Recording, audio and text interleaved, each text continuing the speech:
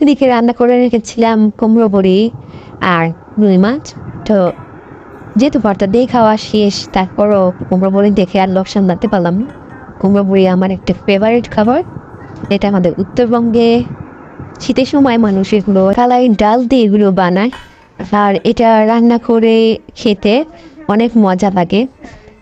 তো আমরা আসলে এটা শীতের সময় সংগ্রহ করি আর সারা বছর এটা খাওয়া হয় ঘরে রেখে।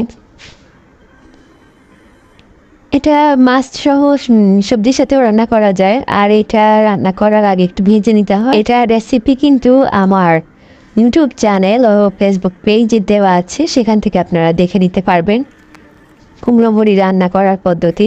যাই হোক, রান্নাটা অনেক মজা হয়েছিল, আর কুমড়ো বড়ির স্মেলটা আমার কাছে অনেক ভালো লাগে, কারণ এর মধ্যে বিভিন্ন প্রকার মশলা থাকে এবং কালো জিরাটা থাকে। ভিডিওটি দেখার জন্য সবাইকে অসংখ্য ধন্যবাদ।